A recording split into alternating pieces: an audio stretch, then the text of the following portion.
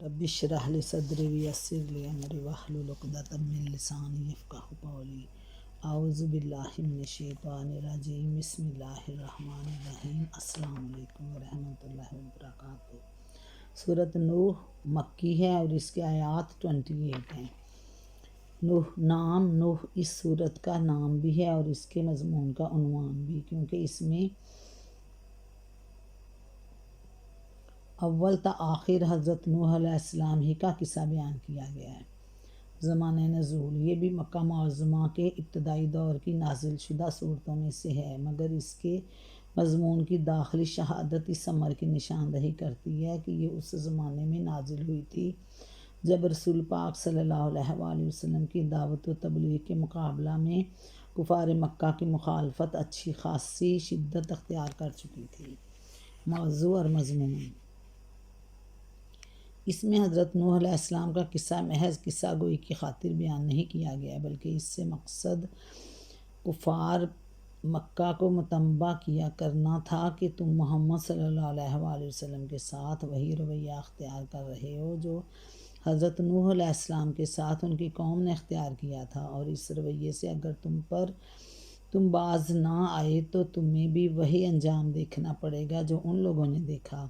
یہ بات پوری صورت میں کہیں صاف الفاظ میں نہیں کہی گئی، لیکن جس موقع پر اور جن حالات میں یہ قصہ اہل مکہ کو سنایا گیا اس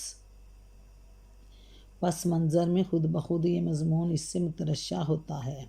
پہلی آیت میں بتایا کہ حضرت نوح علیہ السلام کو جب اللہ تعالیٰ نے رسالت کے منصب پر مأمور فرمایا تھا اس وقت کیا خدمت ان کے سپرد کی گئی تھی۔ آیت نمبر 4 سے 6 میں مختصراً یہ بتایا گیا کہ انہوں نے اپنی دعوت کا آغاز کس طرح کیا اور اپنی قوم کے لوگوں کے سامنے کیا بات پیش کی۔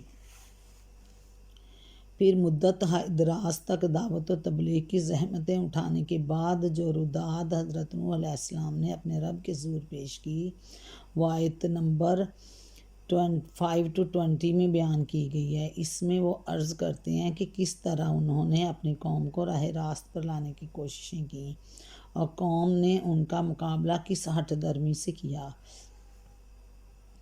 اس کے بعد حضرت نوح علیہ السلام کی آخری گزارش آیت نمبر 21 سے 24 میں درج کی گئی ہے، جس میں وہ اپنے رب سے عرض کرتے ہیں کہ یہ قوم میری بات قطعی طور پر رد کر چکی ہے، اس نے اپنی تکمیل اپنے رئیسوں کے ہاتھوں میں دے دی ہے اور انہوں نے بہت بڑا مکر کا جال پھیلا رکھا ہے۔ اب وقت آ گیا کہ ان لوگوں سے ہدایت کی توفیق سلب کر لی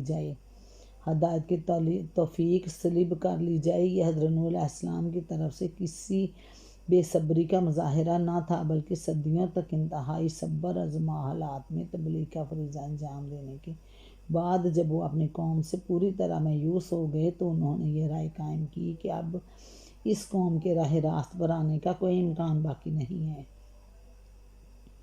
یہ رائے ٹھیک اللہ تعالیٰ کے اپنے فیصلے کے مطابق تھی، چنانچہ اس کے متصلاً بعد آیت 25 میں ارشاد ہوا کہ اس قوم پر اس کے کرتوتوں کی وجہ سے خدا کا عذاب نازل ہوا۔ آخری آیات میں حضرت نوح علیہ السلام کی وہ دعا درج کی گئی ہے جو انہوں نے عین نزول عذاب کے وقت اپنے رب سے مانگی تھی۔ اس میں وہ اپنے لیے اور سب اہل ایمان کے لیے مغفرت طلب کرتے ہیں اور اپنی قوم کے کافروں کے بارے میں اللہ تعالیٰ سے عرض کرتے ہیں کہ ان میں سے کسی کو زمین پر بسنے کے لیے جیتا نہ چھوڑا جائے، کیونکہ ان کے اندر اب کوئی خیر باقی نہیں رہی ہے۔ ان کی نسل سے بھی جو بھی اٹھے گا کافر اور فاجر ہی اٹھے گا۔ اس صورت کے مطالعہ کرتے ہوئے حضرت نوح علیہ السلام کے قصے کی وہ تفصیلات نگاہ میں رہنی چاہیے جو اس سے پہلے قرآن مجید میں بیان ہو چکی ہیں، ملاحظہ ہوں سورۃ اعراف، سورۃ یونس، المومنون، شعراء، العنکبوت اور الصافات اور سورۃ قمر۔ ربنا آتنا فی الدنیا حسنۃ وفی الآخرۃ حسنۃ وقنا عذاب النار۔ اللہ تعالیٰ امت محمد کو دنیا و آخرت میں سرخرو کرے۔ اللہ حافظ۔ السلام علیکم ورحمۃ اللہ وبرکاتہ۔ بسم اللہ الرحمن الرحیم۔ انا ارسلنا نوحا الی قومہ ان انذر قومک من قبل ان یاتیہم عذاب علیم۔ ہم نے نوح علیہ السلام کو اس کی قوم کی طرف بھیجا اور اس ہدایت کے ساتھ کہ اپنی قوم کے لوگوں کو خبردار کر دے قبل اس کے کہ ان پر ایک دردناک عذاب آ جائے، یعنی ان کو اس بات سے آگاہ کر دے کہ جن گمراہیوں اور اخلاقی برائیوں میں وہ مبتلا ہیں ان کو خدا کے عذاب کا مستحق بنا دیں گی اگر وہ ان سے باز نہ آئے، اور ان کو بتا دے کہ اس عذاب سے بچنے کے لیے انہیں کون سا راستہ اختیار کرنا چاہیے۔ قال یا قومی انی لکم نذیر مبین، اس نے کہا اے میری قوم کے لوگوں، میں تمہارے لیے ایک صاف صاف خبردار کر دینے والا پیغمبر ہوں۔ ان اعبدوا اللہ واتقوہ واطیعون، تم کو آگاہ کرتا ہوں کہ اللہ کی بندگی کرو اور اس سے ڈرو اور میری اطاعت کرو۔ یغفر لکم من ذنوبکم ویؤخرکم الی اجل مسمى، اللہ تمہارے گناہوں سے درگزر فرمائے گا اور تمہیں ایک وقت مقرر تک باقی رکھے گا۔ ان اجل اللہ اذا جاء لا یؤخر لو کنتم تعلمون، حقیقت یہ ہے کہ اللہ کا مقرر کیا ہوا وقت جب آ جاتا ہے تو پھر ٹالا نہیں جاتا۔ قال رب انی دعوت قومی لیلا ونہارا، کاش تمہیں اس کا علم ہو۔ اس نے عرض کی اے میرے رب، میں نے اپنی قوم کے لوگوں کو شب و روز پکارا، اگر میری پکار نے ان کے فرار ہی میں اضافہ کیا۔ فلم یزدہ دعائی الا فرارا، مگر میری پکار نے ان کے فرار ہی میں اضافہ کیا۔ وانی کلما دعوتہم لتغفر لہم جعلوا اصابعہم فی آذانہم واستغشوا، اور جب بھی میں نے ان کو بلایا تاکہ تو انہیں معاف کر دے تو انہوں نے کانوں میں انگلیاں ٹھونس لیں اور اپنے کپڑوں سے منہ ڈھانک لیے۔ ثیابہم واصروا واستکبروا استکبارا، اور اپنی روش پر اڑ گئے اور بڑا تکبر کیا۔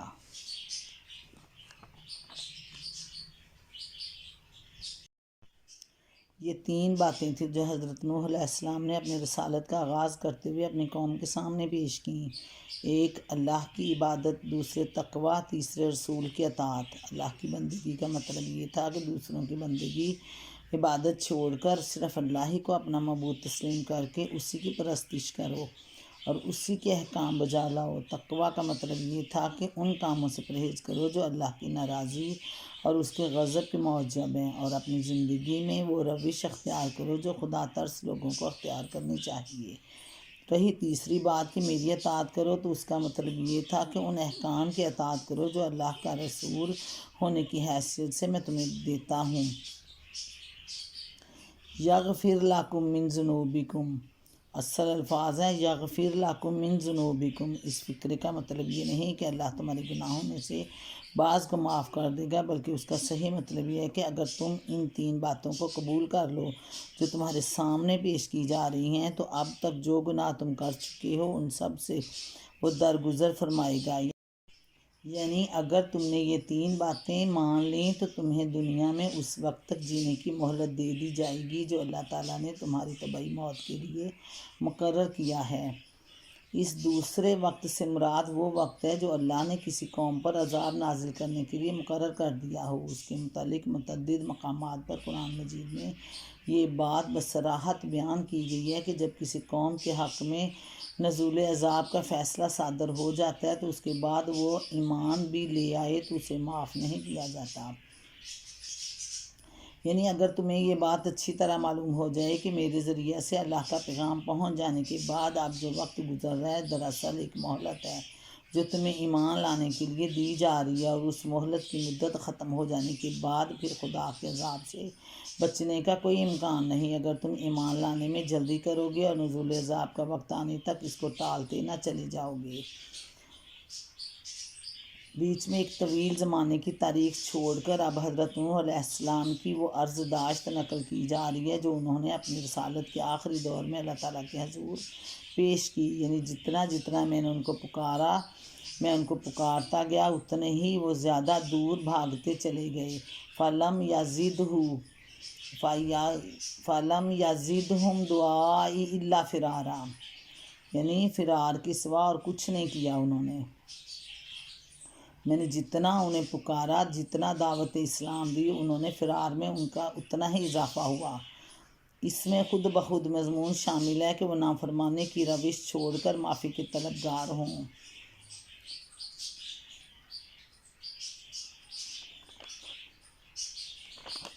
کیونکہ اسی صورت میں ان کو اللہ تعالیٰ سے معافی مل سکتی ہے۔ وَإِنِّي كُلَّمَا دَعَوْتُهُمْ لِتَغْفِرَ لَهُمْ جَعَلُوا أَصَابِعَهُمْ فِي آذَانِهِمْ وَاسْتَغْشَوْا، انہوں نے کانوں میں انگلیاں ٹھوس لیں اور اپنے کپڑوں سے منہ ڈھانک لیے۔ ثِيَابَهُمْ وَأَصَرُّوا اسْتِكْبَارًا، اور اپنی روش پر اڑ گئے اور بڑا تکبر کیا۔ منہ ڈھانکنے کی غرض یا تو یہ تھی کہ وہ حضرت نوح علیہ السلام کی بات سننا تو درکنار آپ کی شکل بھی دیکھنا پسند نہ کرتے تھے، یا پھر یہ حرکت وہ اس لیے کرتے کہ آپ کے سامنے سے گزرتے ہوئے منہ چھپا کر نکل جائیں اور کسی کو نوبت ہی نہ آنے دیں کہ آپ انہیں پہچان کر ان سے بات کرنے لگیں گے۔ ٹھیک وہی طرز عمل تھا جو کفار مکہ رسول صلی اللہ علیہ وآلہ وسلم کے ساتھ اختیار کر رہے تھے۔ سورہ ہود آیت نمبر 5 میں ان کے اس رویے کا ذکر اس طرح کیا گیا ہے: دیکھو یہ لوگ اپنے سینوں کو موڑتے ہیں تاکہ رسول سے چھپ جائیں، خبردار جب یہ اپنے آپ کو کپڑوں سے ڈھانکتے ہیں تو اللہ ان کے کھلے کو بھی جانتا ہے اور چھپے کو بھی، وہ تو دلوں کی پوشیدہ باتوں سے بھی واقف ہے۔ تکبر سے مراد ہے کہ انہوں نے حق کے آگے سر جھکا دینے اور خدا کے رسول کی نصیحت قبول کر لینے کو اپنی شان سے گری ہوئی بات سمجھا۔ مثال کے طور پر اگر کوئی بھلا آدمی کسی بگڑے ہوئے شخص کو نصیحت کرے اور وہ جواب میں سر جھٹک کر اٹھ کھڑا ہو اور پاؤں پٹکتا ہوا نکل جائے تو یہ تکبر کے ساتھ کلام نصیحت کو رد کر دینا ہوگا۔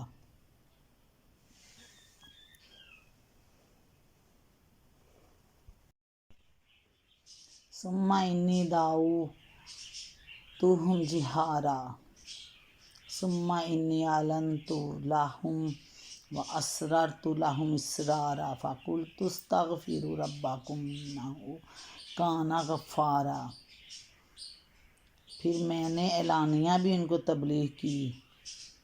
ثم انی دعوتهم جہارا، پھر میں نے ان کو ہانکے پکارے دعوت دی، پھر میں نے ان کو اعلانیہ دعوت دی۔ اعلنت لهم واسررت لهم اسرارا، اور چپکے بھی سمجھایا، یعنی چھپ کے بھی ان کو تبلیغ کی۔ فقلت استغفروا ربکم انہ غفارا، میں نے کہا اپنے رب سے معافی مانگو، بے شک وہ بڑا معاف کرنے والا ہے، انہ غفارا، بخشنے والا ہے۔ یرسل السماء علیکم مدرارا، اگر تم معافی مانگو گے، اگر تم اس سے بخشش مانگو گے تمہیں معاف کرے گا، معاف کرنے کے بعد وہ اپنی عطا کیا کرے گا؟ یرسل السماء علیکم مدرارا، اس کی عنایتیں ہوں گی، وہ تم پر آسمان سے خوب بارشیں برسائے گا۔ وَيُمْدِدْكُمْ، اور تمہاری مدد کرے گا، بِأَمْوَالٍ، مالوں کے ساتھ، وَبَنِينَ، بیٹوں کے ساتھ، اولاد کے ساتھ، وَيَجْعَلْ لَكُمْ جَنَّاتٍ وَيَجْعَلْ لَكُمْ أَنْهَارًا، مال اور اولاد سے نوازے گا، پھر تمہارے لیے باغ پیدا کرے گا اور تمہارے لیے اس میں نہریں جاری کر دے گا۔ مَا لَكُمْ لَا تَرْجُونَ لِلَّهِ وَقَارًا، تمہیں کیا ہو گیا کہ اللہ کے لیے تم کسی وقار کی توقع نہیں رکھتے۔ یہ بات قرآن مجید میں متعدد مقامات پر بیان کی گئی ہے کہ خدا سے بغاوت کی روش صرف آخرت ہی میں نہیں، دنیا میں بھی انسان کی زندگی کو تنگ کر دیتی ہے، اور اس کے برعکس اگر کوئی قوم نافرمانی کی بجائے ایمان و تقوی اور احکام الہی کے اطاعت کا طریقہ اختیار کر لے تو یہ آخرت ہی میں نافع نہیں ہے بلکہ دنیا میں بھی اس پر نعمتوں کی بارش ہونے لگتی ہے۔ سورۃ طٰہٰ میں ارشاد ہوا، اور جو میرے ذکر سے منہ موڑے گا اس کے لیے دنیا میں تنگ زندگی ہوگی، اور قیامت کے روز ہم اسے اندھا اٹھائیں گے۔ آیت نمبر 124 سورۃ مائدہ میں فرمایا کہ اگر ان اہل کتاب نے تورات اور انجیل اور ان دوسری کتابوں کو قائم کیا ہوتا تو جو ان کے رب کی طرف سے ان کے پاس بھیجی گئی تھیں تو ان کے لیے اوپر سے رزق برستا اور نیچے سے ابلتا۔ آیت نمبر 166 سورۃ اعراف میں فرمایا اگر بستیوں کے لوگ ایمان لاتے اور تقوی کی روش اختیار کرتے تو ہم ان پر آسمان اور زمین سے برکتوں کے دروازے کھول دیتے۔ آیت 96 سورۃ ہود میں ہے کہ حضرت ہود علیہ السلام نے اپنی قوم کو خطاب کر کے فرمایا اور اے میری قوم کے لوگو اپنے رب سے معافی چاہو پھر اس کی طرف پلٹو، وہ تم پر آسمان سے خوب بارشیں برسائے گا اور تمہاری موجودہ قوت پر مزید قوت کا اضافہ کرے گا۔ آیت 52 خود نبی اکرم صلی اللہ علیہ وآلہ وسلم کے ذریعہ سے بھی اسی سورۃ ہود میں اہل مکہ کو مخاطب کر کے یہ بات فرمائی گئی اور یہ کہ اپنے رب سے معافی چاہو پھر اس کی طرف پلٹ آؤ تو وہ ایک مقرر وقت تک تم کو اچھا سامان زندگی دے گا۔ حدیث میں آتا ہے کہ رسول پاک صلی اللہ علیہ وآلہ وسلم نے قریش کے لوگوں سے فرمایا کہ ایک کلمہ ہے جس کے تم قائل ہو جاؤ تو عرب و عجم کے فرما روا ہو جاؤ گے۔ تشریح کے لیے ملاحظہ و تفہیم القرآن جلد اول مائدہ۔ قرآن مجید کی اسی ہدایت پر عمل کرتے ہوئے ایک مرتبہ قحط کے موقع پر حضرت عمر رضی اللہ تعالیٰ عنہ بارش کی دعا کرنے کے لیے نکلے اور صرف استغفار پر اکتفا کیا۔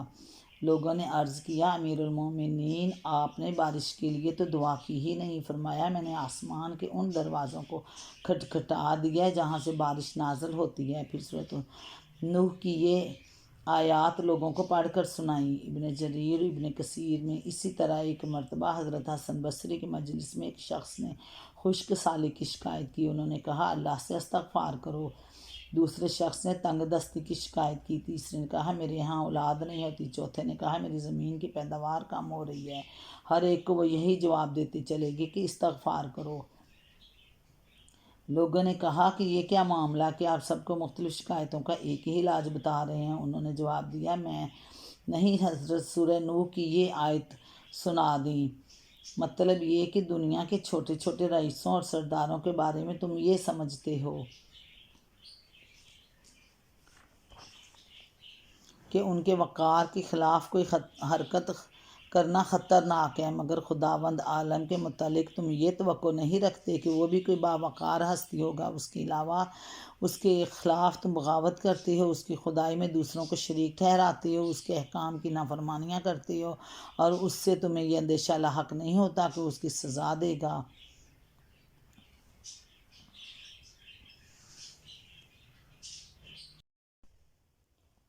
مَا لَکُمْ لَا تَرْجُونَ لِلَّهِ وَقَارًا وَقَدْ خَلَقَکُمْ اطوارا۔ تمہیں کیا ہو گیا کہ اللہ کے لیے تم کسی وقار کی توقع نہیں رکھتے۔ وَقَدْ خَلَقَکُمْ اطوارا حالانکہ اس نے طرح طرح سے تمہیں بنایا۔ الم تروا کیا دیکھتے نہیں ہو کیف خلق اللہ سبع سماوات طباقا کہ اللہ نے کس طرح 7 آسمان تہ بتہ بنائے۔ وَجَعَلَ الْقَمَرَ فِيهِنَّ نُورًا وَجَعَلَ الشَّمْسَ سِرَاجًا اور ان میں چاند کو نور اور سورج کو چراغ بنایا۔ وَاللَّهُ أَنبَتَکُم مِّنَ الْأَرْضِ نَبَاتًا اور اللہ نے تم کو زمین سے عجیب طرح اگایا۔ ثُمَّ يُعِیدُکُم فِیہا وَیُخْرِجُکُم اخراجا پھر وہ تمہیں اسی زمین میں واپس لے جائے گا اور اس سے یکا یک تم کو نکال کھڑا کرے گا۔ یخرجوکم اخراجا نکال کھڑا کرے گا۔ واللہ جعل لکم الارض بساطا اور اللہ نے زمین کو تمہارے لیے فرش کی طرح بچھا دیا، ہموار کر دی زمین۔ لتسلکوا منہا سبلا فجاجا تاکہ تم اس کے اندر کھلے راستوں میں چلو۔ یہاں پہ اللہ تعالیٰ حضرت نوح علیہ السلام کے مطلب یہ کہ دنیا کے چھوٹے چھوٹے رئیسوں اور سرداروں کے بارے میں تو تم سمجھتے ہو کہ ان کی عزت کی جائے، لیکن تم اللہ کے بارے میں کیا توقع رکھتے ہو؟ قد خلقکم اطوارا اس میں انسان کے مکمل ادوار، اس کی تخلیق کے تمام مدارج کا بیان کر دیا گیا کس طرح وہ تخلیق اس کی ہوئی۔ اس کے بعد تخلیق کرنے کے ان تمام منازل سے گزرتے ہوئے تم ہر وقت پوری طرح خدا کے بس میں تھے۔ وہ چاہتا تو تمہارا استقرار حمل ہی نہ ہونے دیتا اور تمہاری جگہ کسی اور شخص کا استقرار ہوتا۔ وہ چاہتا تو ماں کے پیٹ ہی میں تمہیں اندھا، بہرا، گونگا یا اپاہج بنا دیتا، یا تمہاری عقل میں کوئی فطور رکھ دیتا۔ وہ چاہتا تو تم زندہ بچے کی صورت میں پیدا ہی نہ ہوتے۔ پیدا ہونے کے بعد وہ تمہیں ہر وقت بر وقت ہلاک کر سکتا تھا، اور اس کے ایک اشارے پر کسی وقت بھی تم کسی حادثے کے شکار ہو سکتے تھے۔ جس خدا کے بس میں تم اس طرح سے بے بس ہو، اس کے متعلق تم نے یہ کیسے سمجھ رکھا ہے کہ اس کی شان میں گستاخی کی جا سکتی ہے، اس کے ساتھ ہر طرح کی احسان فراموشی کی جا سکتی ہے، اس کے خلاف ہر قسم کی بغاوت کی جا سکتی ہے، اور ان حرکتوں کا خمیازہ تمہیں بھگتنا ہی پڑے گا۔ کیف خلق اللہ سبع سماوات طباقا، یعنی زمین کے مادوں سے انسان کی پیدائش کو نباتات کے اگنے سے تشبیہ دی گئی ہے۔ جس طرح کسی وقت اس کڑے پر نباتات موجود نہ تھی، اس کرے پر نباتات موجود نہ تھی، پھر اللہ تعالیٰ نے یہاں ان کو اگایا، اسی طرح ایک وقت تھا جب روئے زمین پر انسان کا کوئی وجود نہ تھا، پھر اللہ تعالیٰ نے یہاں اس کی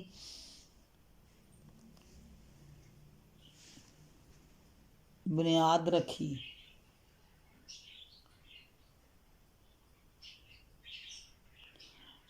قال نوح رب انہم عصونی واتبعوا من لم یزدہ مالہ ولدہ الا خسارا۔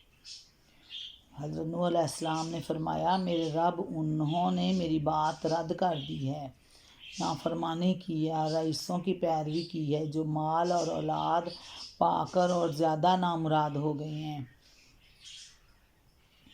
مکروا مکرا کبارا، ان لوگوں نے بڑا بھاری مکر کا جال پھیلا رکھا ہے۔ وقالوا لا تذرن آلہتکم ولا تذرن ودا ولا سواعا ولا یغوث ویعوق ونسرا، انہوں نے کہا ہرگز نہ چھوڑو اپنے معبودوں کو، اور نہ چھوڑو ود اور سواع کو اور یغوث اور یعوق اور نصر کو۔ وقد اضلوا کثیرا ولا تزید الظالمین الا ضلالا،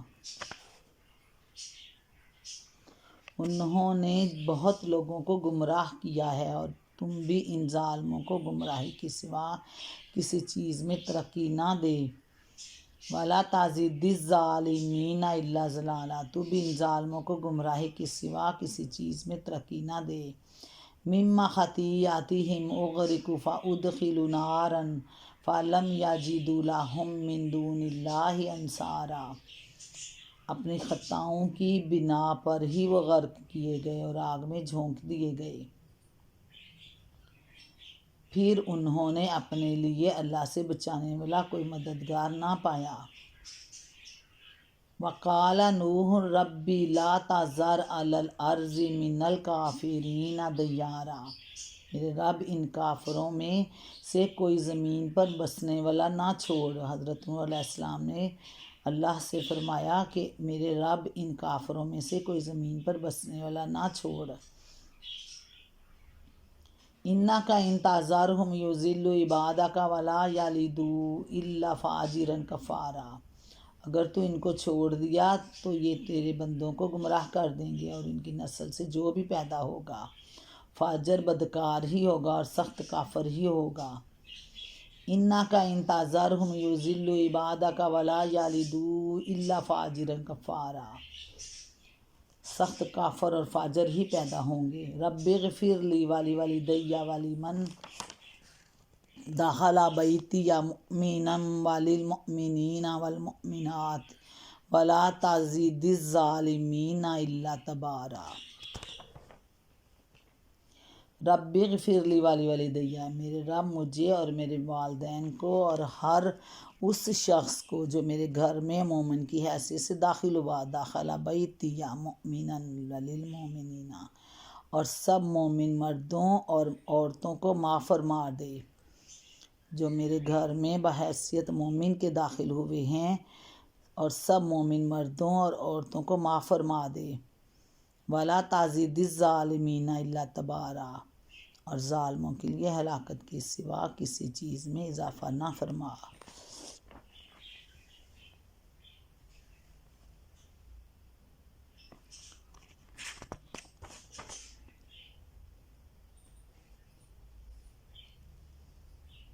مکر سے مراد ان سرداروں اور پیشواؤں کے وہ فریب ہیں جن سے وہ اپنے قوم کے عوام کو حضرت نوح علیہ السلام کی تعلیمات کے خلاف بہکانے کی کوشش کرتے تھے۔ مکروا مکرا کبارا، مثلاً وہ کہتے تھے کہ نوح تمہیں جیسا ایک آدمی ہے، کیسے مان لیا جائے کہ اس پر خدا کی طرف سے وحی آئی ہے۔ نوح کی پیروی تو ہمارے اراذل نے بے سوچے سمجھے قبول کر لی، اور اگر اس کی بات میں کوئی وزن ہوتا تو قوم کے اکابر اس پر ایمان نہ لے آتے۔ خدا کو اگر بھیجنا ہوتا تو کوئی فرشتہ بھیجتا، اگر یہ شخص خدا کا بھیجا ہوا ہوتا تو اس کے پاس خزانے ہوتے، اس کو علم غیب حاصل ہوتا، اور یہ فرشتوں کی طرح تمام انسانی حاجات سے بے نیاز ہوتا۔ اس کے پیروں میں آخر کون سی کرامت نظر آتی ہے جس کی بنا پر ان کی فضیلت مان لی جائے؟ یہ شخص دراصل تم پر اپنی سرداری جمانا چاہتا ہے۔ اس شخص پر کسی جن کا سایہ ہے جس نے اسے دیوانہ بنا دیا ہے۔ قریب یہی باتیں تھیں جن سے قریش کے سردار نبی کرم صلی اللہ علیہ وآلہ وسلم کے خلاف لوگوں کو بہکایا کرتے تھے۔ قوم نوح علیہ السلام کے معبودوں میں سے یہاں ان معبودوں کے نام لیے گئے ہیں جنہیں بعد میں اہل عرب نے بھی پوجنا شروع کر دیا تھا، اور آغاز اسلام کے وقت عرب میں جگہ جگہ ان کے مندر بنے ہوئے تھے۔ بعید نہیں کہ طوفان میں جو لوگ بچ گئے تھے ان کی زبان سے بعد کی نسلوں نے قوم نوح علیہ السلام کے قدیم معبودوں کا ذکر سنا ہوگا۔ سوا، یغوث، یعوق اور نصر۔ اور جب عصر نو ان کی اولاد میں جاہلیت پھیلی ہوگی تو انہی معبودوں کے بت بنا کر پھر انہیں پوجنا شروع کر دیا۔ حضرت نوح علیہ السلام کی گمراہوں کے لیے بد دعا، اور عین اسی وقت اللہ تعالیٰ سے اپنے اور اہل ایمان کے لیے مغفرت کی طلب۔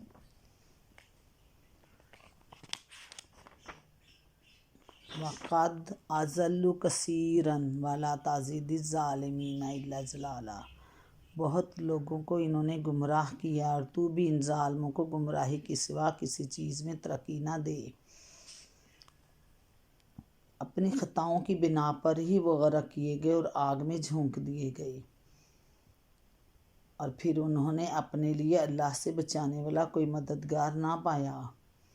اور نوح علیہ السلام نے کہا، میرے رب ان کافروں میں سے کوئی زمین پر بسنے والا نہ چھوڑ، اگر تو نے ان کو چھوڑ دیا تو یہ تیرے بندوں کو گمراہ کریں گے، اور ان کی نسل سے جو بھی پیدا ہوگا بدکار اور سخت کافر ہی ہوگا۔ فاجرن کفارا۔ حضرت نوح علیہ السلام کی یہ بد دعا کسی بے صبری کی بنا پر نہ تھی، بلکہ یہ اس وقت ان کی زبان سے نکلی تھی جب صدیوں تک تبلیغ کا حق ادا کرنے کے بعد وہ اپنی قوم سے پوری طرح مایوس ہو چکے تھے۔ ایسے ہی حالات میں حضرت موسیٰ نے بھی فرعون اور قوم فرعون کے حق میں یہ بد دعا کی تھی کہ پروردگار ان کے مال غارت کر دے اور ان کے دلوں پر ایسی مہر کر دے کہ ایمان نہ لائیں جب تک دردناک عذاب نہ دیکھ لیں۔ اور اللہ تعالیٰ نے اس کے جواب میں فرمایا تھا، تمہاری دعا قبول ہو گئی۔ حضرت موسیٰ علیہ السلام کی طرح حضرت نوح علیہ السلام کی یہ بد دعا بھی عین منشا الہی کے مطابق تھی، چنانچہ سورۃ ہود میں ارشاد ہوا ہے، وَأُوحِیَ إِلَىٰ نُوحٍ أَنَّهُ لَن يُؤْمِنَ مِن قَوْمِكَ إِلَّا مَن قَدْ آمَنَ فَلَا تَبْتَئِسْ بِمَا كَانُوا يَعْمَلُونَ۔ اور نوح علیہ السلام پر وحی کی گئی کہ تیری قوم میں سے جو لوگ ایمان لا چکے ہیں ان کے سوا اب اور کوئی ایمان لانے والا نہیں ہے، اور اب ان کے کرتوتوں پر غم کھانا چھوڑ دے۔ یعنی غرق ہونے پر ان کا قصہ تمام نہیں ہو گیا، بلکہ مرنے کے بعد فوراً ہی ان کی روحیں آگ کے عذاب میں مبتلا کر دی گئیں۔ یہ بعینہ وہی معاملہ ہے جو فرعون اور اس کی قوم کے ساتھ کیا گیا، یعنی اپنے جن معبودوں کو وہ اپنا حامی و مددگار سمجھتے تھے ان میں سے کوئی بھی انہیں بچانے کے لیے نہ آیا۔ یہ گویا تنبیہ تھی اہل مکہ کے لیے کہ تم بھی اگر خدا کے عذاب میں مبتلا ہو گئے تو تمہارے معبود جن پر تم بھروسہ کیے بیٹھے ہو تمہارے کسی کام نہ آئیں گے۔ آگے حضرت نوح علیہ السلام نے اپنے اور اہل ایمان کے لیے مغفرت طلب کی۔ رب اغفر لی ولوالدی ولمن دخل بیتی مؤمنا وللمؤمنین والمؤمنات ولا تزد الظالمین الا تبارا۔ میرے رب مجھے اور میرے والدین کو ہر اس شخص کو جو میرے گھر میں مومن کی حیثیت سے داخل ہوا ہے اور سب مومن مردوں اور مومن عورتوں کو معاف فرما دے، اور ساتھ ہی ظالموں کے لیے بد دعا کی، وَلَا تَزِدِ الظَّالِمِينَ إِلَّا تَبَارًا، اور ظالموں کے لیے ہلاکت کے سوا کسی چیز میں اضافہ نہ کر۔ ربنا آتنا فی الدنیا حسنۃ وفی الآخرۃ حسنۃ وقنا عذاب النار۔ اللہ تعالیٰ امت محمد کے دنیا آخرت میں سرخرو کرے۔ السلام علیکم ورحمۃ اللہ وبرکاتہ۔